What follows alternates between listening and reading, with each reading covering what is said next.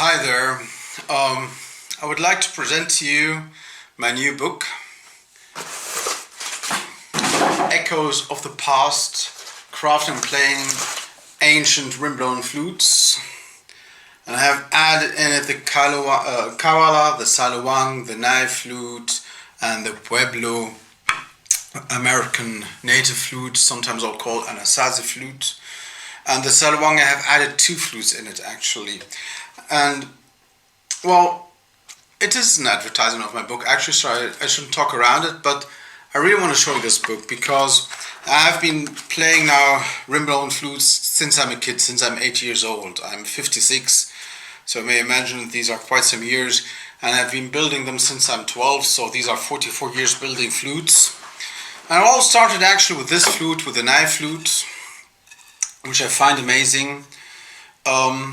This guy selling flutes was walking in Cairo selling them to kids for almost no money, and some kids stuck with the flute, and I'm one of these who stuck with the flute. And so the nai,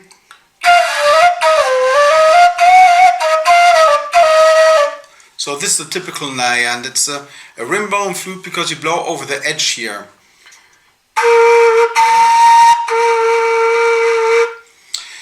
So the origin of this flute is discussed in this book, because the origin of this flute, be it the Nai or the Saluang or the Pueblo Native American flute, called also Anasazi, this is also this is also such a Pueblo American native flute.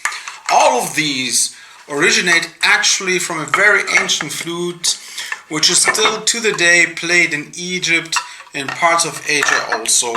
It's the so-called Kawala, which is also called Saluang or Rab. Although the Saluang from Indonesia has different tuning, but at the end it's the same flute. And it's this tiny flute here. You can build them bigger, but they will have a problem because the 5th hole is in the middle of the flute, so if you have a very big flute, your fingers will really be stressed.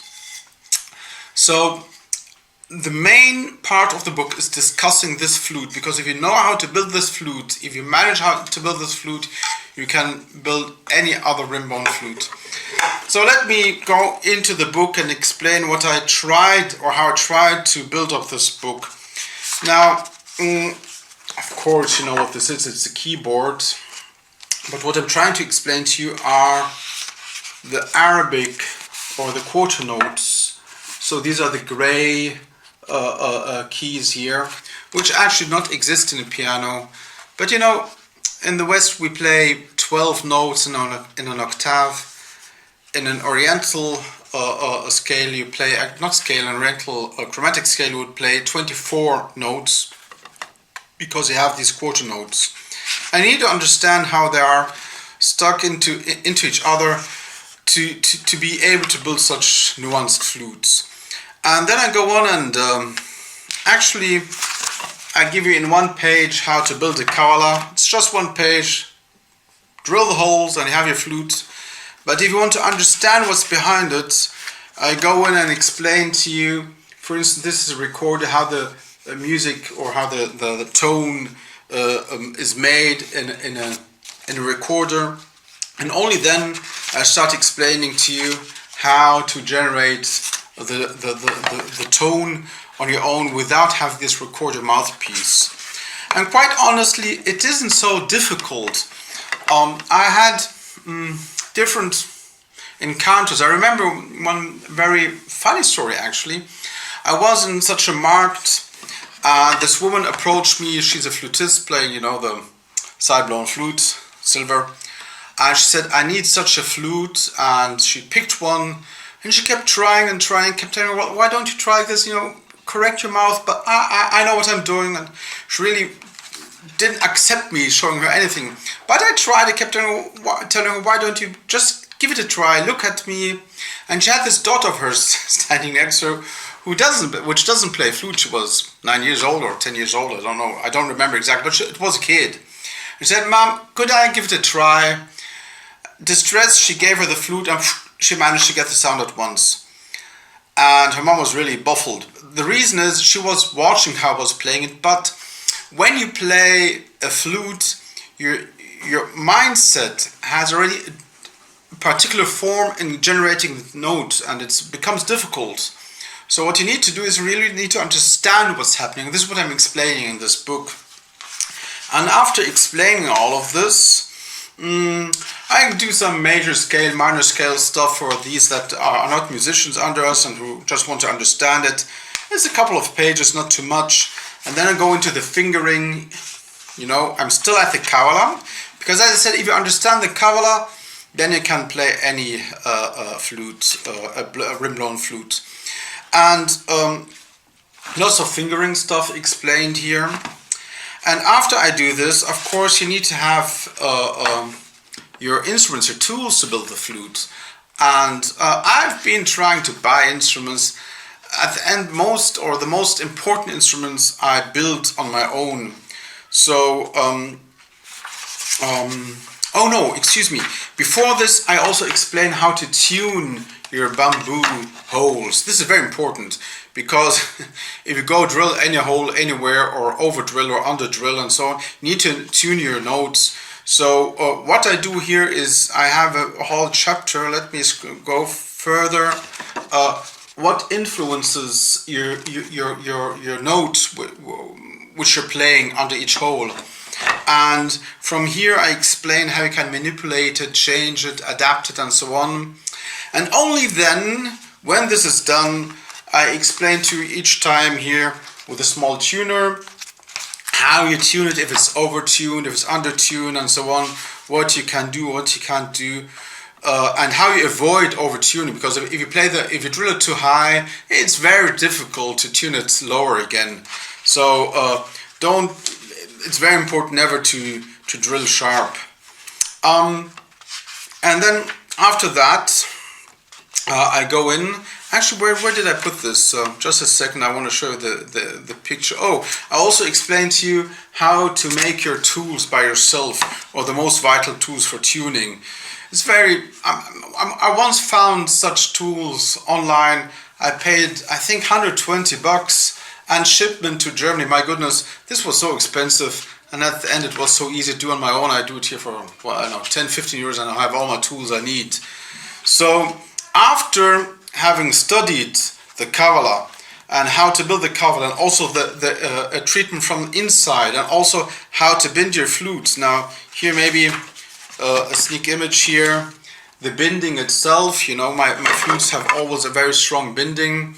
This is very important because bamboo can crack, but if you have good bendings, they don't crack. And there are different techniques. I'm pretty aware of this. The technique I use is bending them strong and then making the yarn I use a little bit thicker. There is some technique so they hold stronger on the flute. And it is not only graphics, but I go each step here per photos. My kids have done this for me, and my wife, very great, I'm very thankful. So after having studied all of this, I explain how to lacquer it and which lacquer to use. I use shellac, and how to make the shellac, and why I use shellac, and so on and so forth. And when this all is over, then I explain to you special tunings. Now, what are special tunings here? Explaining special tunings on page 108. Now, I was asked to play Requiem in the Berlin Philharmonic together with an orchestra. Now, I'm not a very good musician, to be quite honest. I wasn't asked to play. A musician was asked to play, and this musician came to me and said, "How could I play with a Nai Requiem? The tuning is so different." So I said, "Well, we could make flutes with special tuning, especially for this part of music." And so I made the flutes, and I had to build 4 or 5 flutes. I think 4. I don't remember actually. This is quite some years ago. And then, of course, he couldn't play them because he was used to his set of flutes. Eventually, I had to play them. Very distressed, but it functioned. Nobody noticed my mistakes. Oof. But this is what's happening. So ever since I have been building for different musicals and different film productions, because some part in I have written it here actually. Gandalf's, I don't know what, they wanted to have this tune of the nai, and it isn't the film itself or the series, it was a musical, and there's no way to play it, to get this sound, this wood sound of the rim-blown flute electronically. So I built also a special flute for this musical. I built for Tarzan all flutes actually here in Hamburg. Was this in Hamburg? I don't remember. Anyhow, the manager contacted me, and I had to build 30 flutes and with special tunings and so on and so forth. So when you learn the Kawala and understand why the holes are drilled here or there, you can drill the hole to any note you wish. Once you have understood this, okay, I still do also special drilling. I explain if the flute is too big, how to position the holes to be easier held and so on. Once all this is over, I take you to the Arizona State Museum, because in the Arizona State Museum there are 4 amazing flutes, Pueblo flutes, and they have similar but different drillings of the finger holes. And I noticed that my American fellows, let me grab one, have taken it and have added to these Pueblan rim-blown flutes such a form almost like the shakuhachi. Here's a shakuhachi, you know, because of course I can understand, because if you're an American and you really discover this ancient flute and the mouthpiece of them was like a nai, and you go, you think this is a bottle, you try to do this one, it doesn't function, of course. Okay, very, very weak. So you go say, well, let's adapt it and make it like a shakuhachi in order to play it straight forward. So then it goes like this.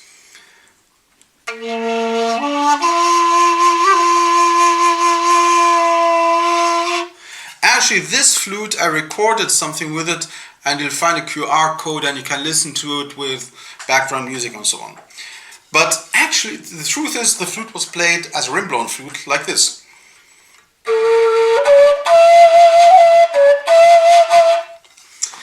Okay, so this here is the very modern invention to put this nod, this blow edge into it.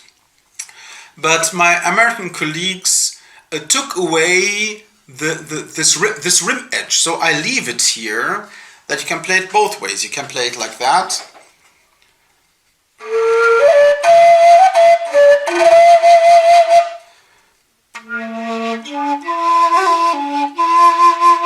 And actually, why not? Because you have 2 different tones, 2 different ornamentations of the voice.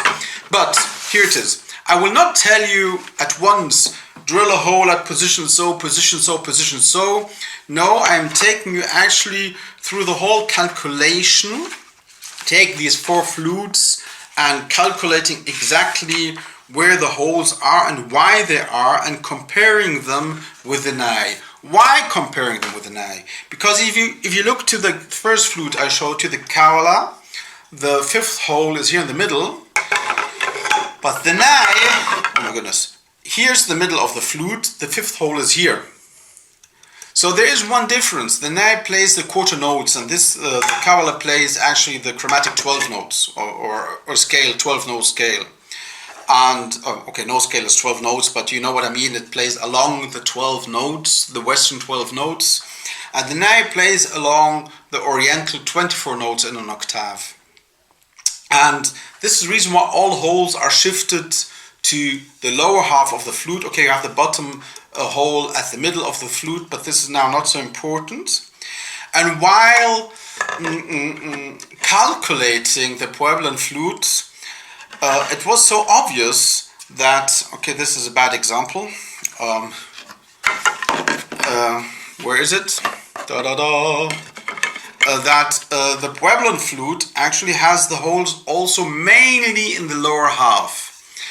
Now, what's happening here is when you replicate them, you have notes which are sharper than sharp or flatter than flat. And the Western mindset says, okay, this we'll adapt it. We'll put it down to, for instance, B flat, or raise it up to A sharp or whatever.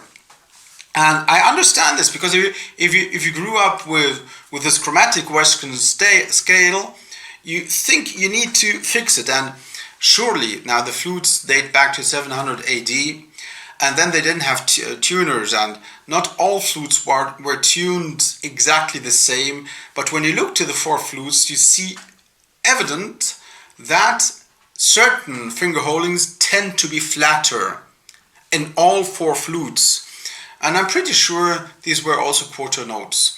So when you understand this as a flute player, as an A player, then the so-called correction, the tuning, uses the quarter notes. And this is what I'm trying to explain to you. Eventually at the end I also tell you a formula to drill the holes at once, but I want you to understand how to excavate the music of our ancestors on your own. I'm really glad about this journey. Here, maybe I'll show you this here. Here you see above the Kawala, here where the holes are, under the Nai, and beneath the Anasazi. Very similar. So when you buy the book and read this, I'm pretty sure you will really, after that you can build any flute, quite honestly.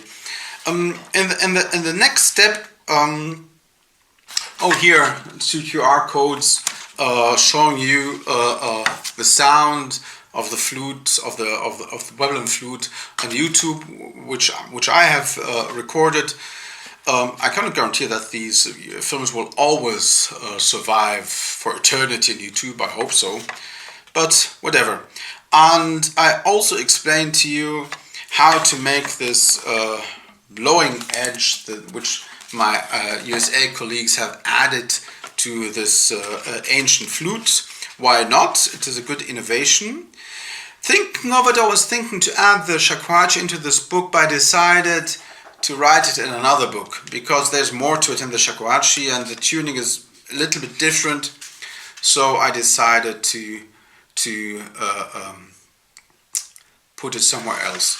Okay, at the end I explained to you, of course, how to build the Nai flute. It's my main flute. The Nai flute, we have discovered it in Egypt in 2700 BC. Here, my ancestors playing the Nai flute. So this is a real old flute. Now you think the Kawala has been dated over 30,000 BC. The Nai, where is it? I had here Nai. Has been dated at least 2700 BC. We have it in our tombs. And then the Puebloan flute has been dated 700 AD. So we see a development, and most probably our ancestors from Africa took this flute with them and moved to Asia and so on, and to North America, South America, whatever, and they took this flute with them, and it started developing and taking different shapes. So this is what makes it so interesting. And I think if you learn to build these flutes, you transcend actually all these political borders and religious fights and I don't know, whatever. These flutes have been played long before Judaism, Christianity or Islam existed, or borders existed and so on. So playing such a flute is actually connecting to our ancestors and to our common roots. Please keep this in mind when you build these flutes. Okay, let me just show you here. So I'm explaining to you the all notes that can be played by an Nai. We have 7 different sizes. I'm taking one size as an example because it really does make a difference. The playing is always the same. It's just different measurements. So if you can build one, you can build all. And I also explained to you how to write the quarter notes. Am I right here? Yes. How to draw the quarter notes, or the symbols of the quarter notes and so on. And I end also with a couple of small practice pieces. Most of them I have written for you to learn some Arabic scales. So this is the book of 140, let's take away the final word, of 153 pages, really filled with information, and with here, oh my goodness, at least 167 figures. Some I did not count, but these are also figures, the fingerings and so on. So let's say 160 figures, all of them explaining to you every and each detail. Whew, this was a long video, but I had to tell you this, and so I'll add a link below the film if you want to buy this book. Now this book is really recently published, since a week or so. You can buy it now from Amazon Germany. The publisher told me that within 1 or 2 weeks it will also be internationally available in USA and in the UK and I don't know, in Australia and in Hong Kong. I don't know. They sent me such a great list of the countries they will be it will be distributed in. So I would be very happy if you purchase this book and learn to build flutes. Rim-blown flutes, my hobby since I'm a kid. I'm getting older, I ain't gonna live forever. I need some people to learn this. This is not my first book. Actually, I've written a couple of German books on building and playing flutes, but I always wanted to write this in English. Please excuse me if I have a mistake here. It used to be my mother tongue, my goodness, when I was a kid, but then it switched to German and Arabic, and so I've forgotten most of it. Something else I also tried, because I'm not used to inches, so I always add the metric system and the inch system after every measurement I've put in, and I use, of course, an online calculator to transform this into inches. So if there's a slight mistake in the language, a missing comma or whatever, please forgive me. I've done my utter best to deliver this book as good as possible, or as good as I can make it. Thank you, and bye-bye.